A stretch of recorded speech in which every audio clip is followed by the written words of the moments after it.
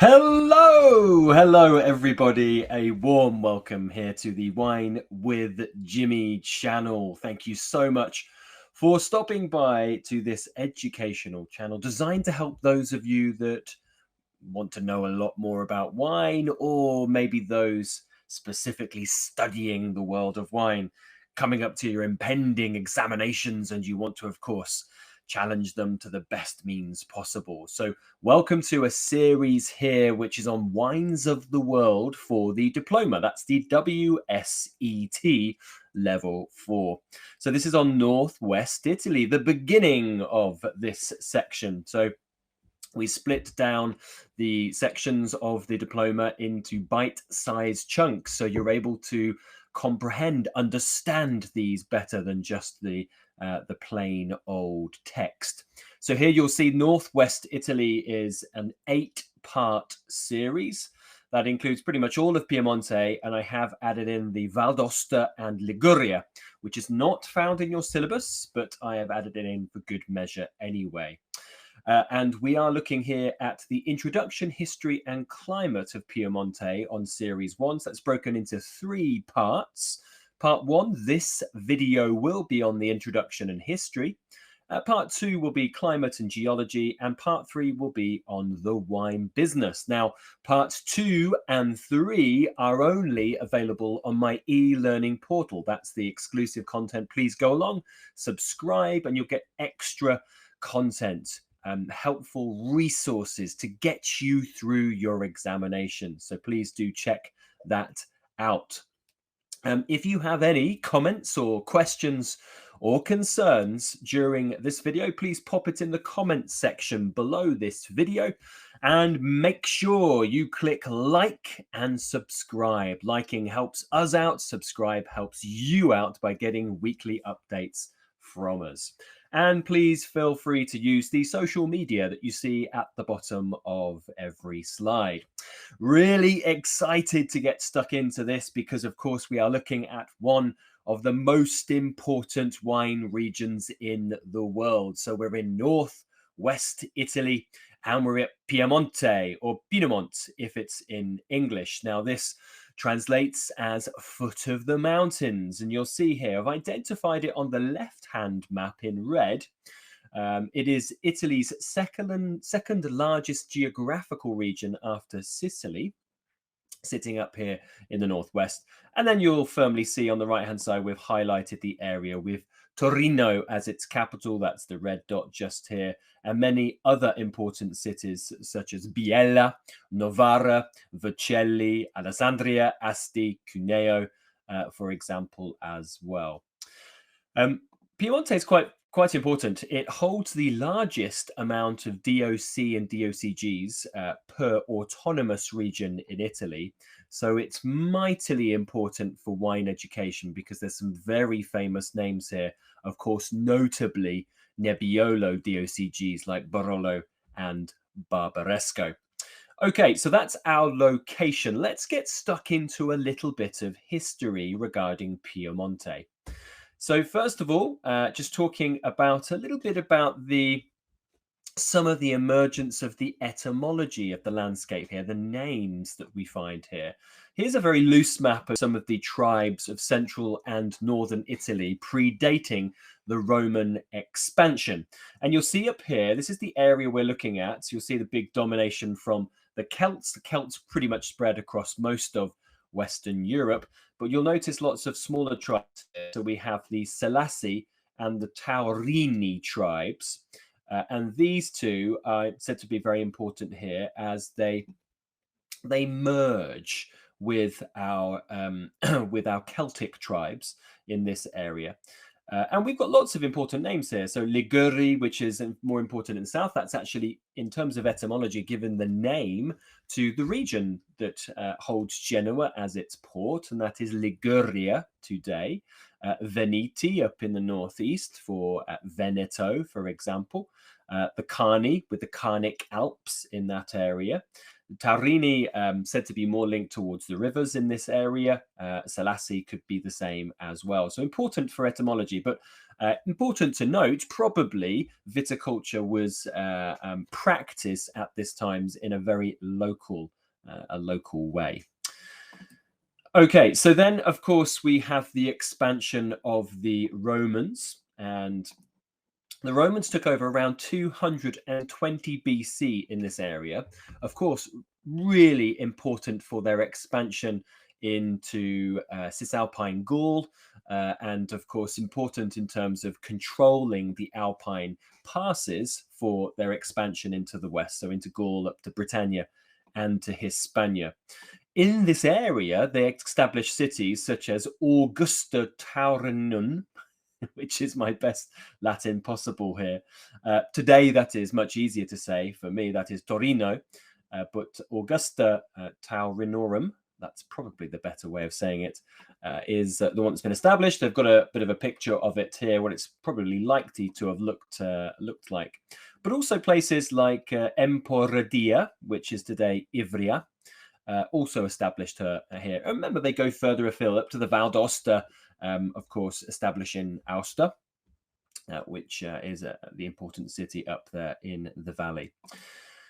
So the Roman expansion, of course, following the Roman collapse of the Western Roman Empire in 476 AD for good, we then have, of course, a collection of kingdoms, tribes, barbarian tribes, some of them, but lots of kingdoms start to spring up. And we call this the Dark Ages. We first of all have the importance of the Lombards. And of course, the etymology there is that the northern region between places like where we are in Piemonte, then across towards Lake Garda, is Lombardia, which takes its name from that. Then we have the Frankish expanse who defeat the Lombards on request of the Pope, and that's in the 8th century. And this is looking around the time, of course, of Charles the Great, Emperor Charlemagne, the Holy Roman Emperor. And we have eventually then, of course, the domination of the Holy Roman Empire as well. And that's where we have dukedoms, counties, marquisates, and city-states springing up around that time. We have important Lombard dukedoms springing up in the early days, and these are cities like Novara, like Ivrea, Asti, important, of course, down near Alessandria, Tortona, which is towards the Emilia Romana border, but also things like Torino as well, which, of course, is today the most important city for size.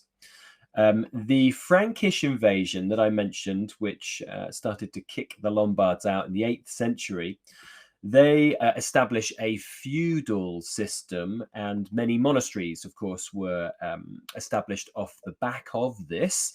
And that's important due to the link there with the Pope, who requested the help of the Franks.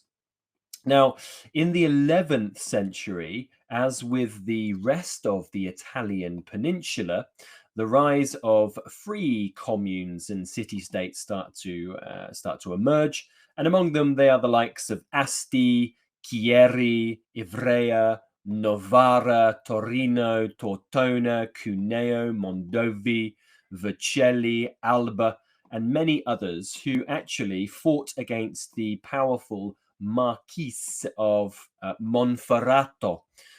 Monferrato, the important hilly area, which is where we find very close to Asti. In the final parts of the 13th century, the commune sided with Charles of Anjou, and the Angevin rule lasted throughout the following century following that. Okay, so just a little bit of the Middle Ages. Now, in terms of viticulture, this instability would not be positive. It is stability which really breeds forward-thinking, creation, and innovation in viticulture. These areas would be, of course, more frontier locations and often would be subject to lots of problems. So you will find viticulture still emerging. And of course, with Frankish influence, there certainly would be, certainly with Emperor Charlemagne at the helm. But it means that there was instability in a more frontier settlement area like this. Moving to more stable times. So during the Renaissance, the mighty Visconti family ruled over Alba, Alessandria, Asti, Bra, Novara, Tortona, and Vercelli. So quite a list of them. Whilst the Savoy family, and that's the important dynasty which really led towards the unification of Italy in 1860. They were from southern France, of course, today, Savoie, and takes its name from that. They started to spread into the region and have actually put the states of the House of Savoie up here on the board. You've actually got a movement here from the kind of red outline to the more yellow outline, but you clearly see that it's moving from Savoie, which is in eastern France, into Piemonte and down towards the Mediterranean. So after 1559, after a war between France and Spain, the Cateau-Cambrésis Treaty gave part of Piemonte to the Savoy Duke Emmanuel Feriberto and to Marquis of Monferrato, leaving to France the cities of Saluzzo, Torino, Chieri, Pinerolo, and Chivasso, Asti, and to Spain the city of Vercelli, so further splitting this landscape up. Then in the 18th century, while the European monarchies were all involved in the succession wars, the Savoy were able to, of course, look towards unifying the region. And very important for that they were as well. So here we are looking into the more modern age again. So Piemonte was a major part of the Kingdom of Sardinia. You'll see it here on this map in red. So the Kingdom of Sardinia included Piemonte and all these parts of the House of Savoy, and also Sardinia itself, of course. And this is in the 18th and early 19th centuries. Piemonte becomes a more stable area during this time. Viticulture would have flourished as well at this time. And it becomes, very importantly, a center for a political risorgimento, which meaning the unification movement that happened towards the end of the 19th century.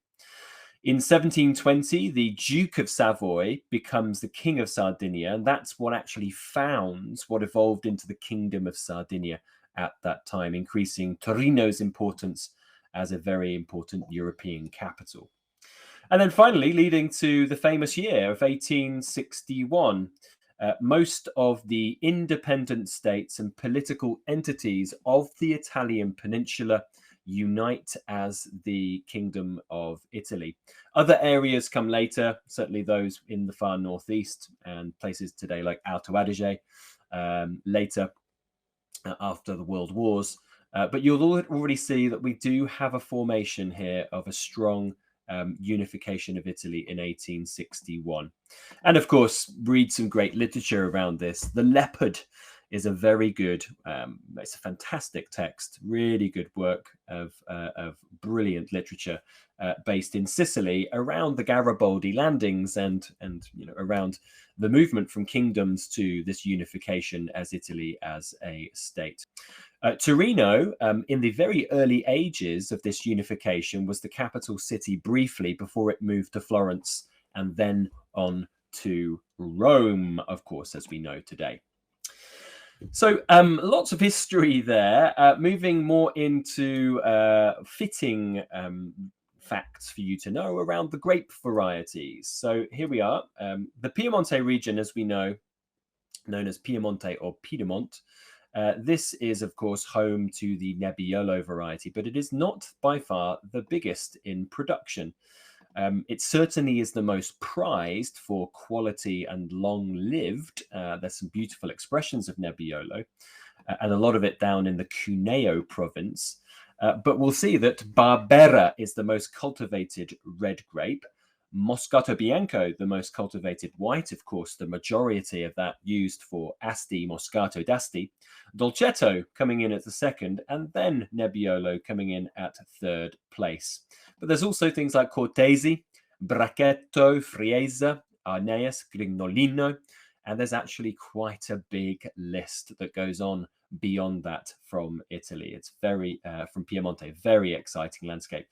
The way that we will follow on with these varieties in this section in the Northwest is we will actually look at Nebbiolo and then look at all relevant things to do with Nebbiolo, so key DOCs, DOCGs, and so on. Then we look at Barbera, then we look at Dolcetto, and so on, and so on, and so on.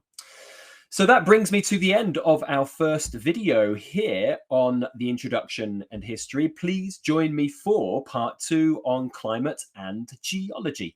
So quite a lovely section that's very much important for the diploma syllabus, as all of this is, plus extras, of course, that I add on. So please join me for part 2. You'll have to sign up to the Wine with Jimmy website. That is my e-learning portal for all of this exclusive content, should you wish to do so.